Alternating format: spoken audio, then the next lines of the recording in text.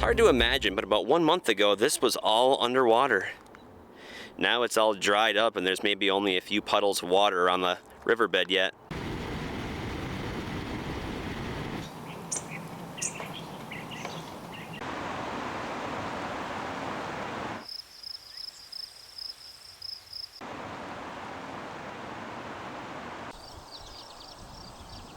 I wish I would have came out here a couple of weeks ago when there was a little bit of water left. You can definitely see the damage that's been done. All the smaller trees have been sort of uprooted, while some of the bigger trees stood their ground.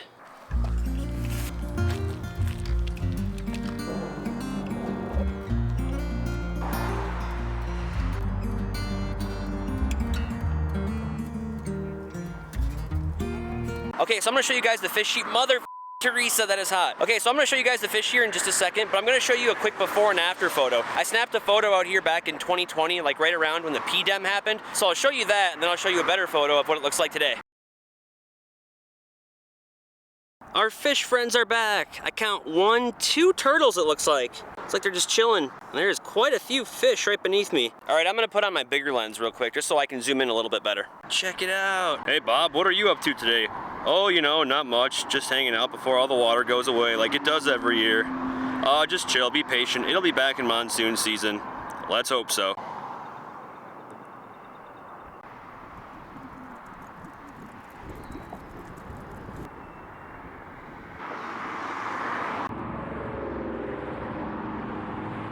Well, that was pretty cool, but now we're gonna jump back on the trail and make our way down the Salt River and see what else we can find. If you look closely, you can see the Phoenix skyline back there. Sky Harbor Airport right here. And when I first visited this area back in mid-April, right here is where you could see how strong the current actually was.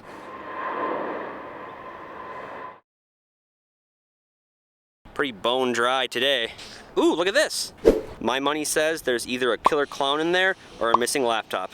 You guys let me know what you think in the comment section down below. Holy Toledo, take a look at that. There's no more water flowing over this little berm here. Last time I was out here, water was just raging over here. And I'm actually kind of surprised to see there's water still here today, but I'll show you guys the before and after photo, because there was water just flowing like hell down here, and total night and day difference.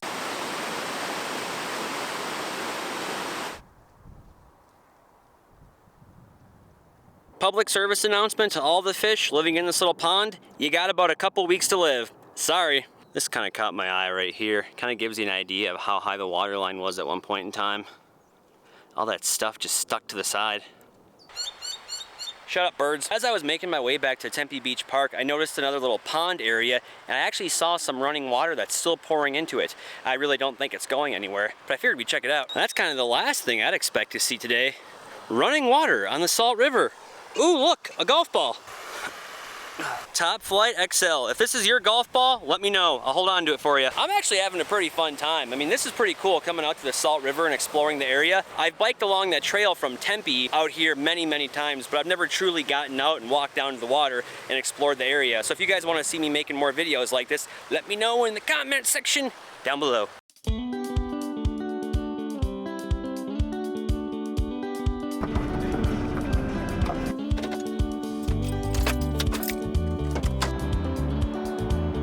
I was out at this area about 2-3 days ago, and this is where I could see a bunch of people fishing along the shoreline, but I also saw quite a few homeless people as well too, or they appeared to be homeless. And I only say that because they looked kind of rough, raggedy, dirty clothing, and a couple of them were kind of like rinsing out their clothes over the sand and dirt here, and they kind of were making like an artificial clothesline they were hanging their clothes on. If that's not homeless, I don't know what is. Looks like someone could have been straight up living here, and it looks like there's clothes in that plastic Rubbermaid container yet. Well, we won't bother them.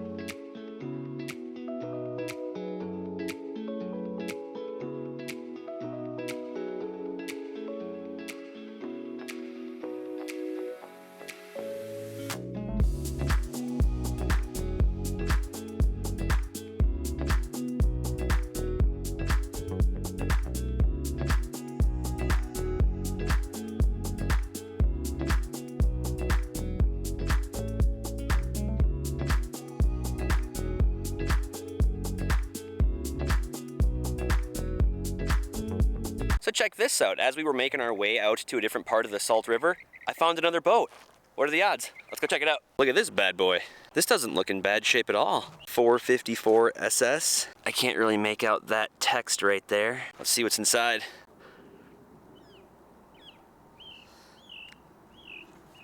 Everything up by the steering wheel and the gauges looks like it's in pretty good shape. Wonder what the story behind this one is. It's so weird too because that is Southern Avenue right over there. You got the Estrella Mountains, and then you got Highway 202 over here. And there's actually another boat underneath the overpass there that I found one of the very first times I came out to this area. So I'll show you guys an updated video of that one as well too. Just do a quick walk around here. Stingray. Oh, so that probably just got cut off right there. It said Stingray. I don't know what the rules or laws are in Arizona, but I think finders keepers. April 18. Damn it, I should have worn my sunglasses. Right behind me, you can see here is the Salt River, and just over there is Highway 202. We took the exit for Southern Avenue, so that's how I got here. And right behind me, you can see the Salt River. Looks pretty healthy right here, right? But just on the other side of Highway 202, that's actually where it dries up, and it actually breaks off into different pools all the way down the river. So I'll get the drone up in the air, and I'll show you guys some before and afters, and then I'll even show you that Bayliner boat that we found last time we were here too.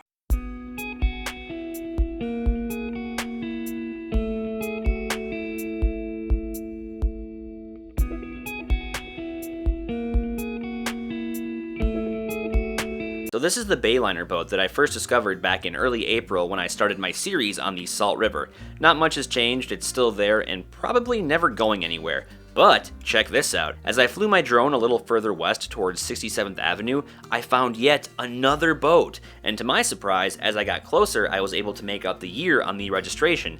And yes, that is 99, as in 1999, which is also the same year that Jim Levingston prematurely nutted to Nadia. But anyway, while we may never know the full story behind this boat, it was still a pretty cool find. All these years it's just been sitting on the Salt River and probably traveling further downstream with every heavy rain. You guys let me know what you think happened to it down in the comment section down below. What you're looking at now is the confluence of the Salt and Gila River. The location is southwest of Phoenix, and it's pretty easy to get to if you ever want to check the place out. It's also right next to the Phoenix Raceway. This is where the Salt River pours into the Gila River. Well, I guess I wouldn't say it pours into the Gila River, but it's where the two meet. Now, the Salt River is created at the confluence of the Black and White River, which is located 38 miles northeast of Globe, Arizona. And those two rivers start in the White Mountains. They're located southeast of Show Low, roughly 30 miles from the New Mexico border. From where the Black and White River meet, the Salt River begins its 200-mile-long journey, where it eventually ends at the confluence you see right here. And speaking of the Salt River, make sure you sprinkle some salt on that like and subscribe button. I would greatly appreciate it. What you're looking at now is the confluence of the Salt and Verde River. This is located about 25 miles northeast of Phoenix, and it was a remarkable sight to catch on camera. You can see where the muddy waters of the Verde River join the Salt River. The reason why it's so muddy, according to verderiver.org, is due to the high loads of sediment that it carries. Now, the Verde River originates near Paulden, Arizona, southwest of Flagstaff. And according to verderiver.org, the river emerges from groundwater as a series of springs in the remote rugged canyons downstream of the Big Chino Wash and Sullivan Lake. From there, it makes its 195-mile journey downstream where it catches up with the Salt River that you see right here. Comment down below where I should visit next.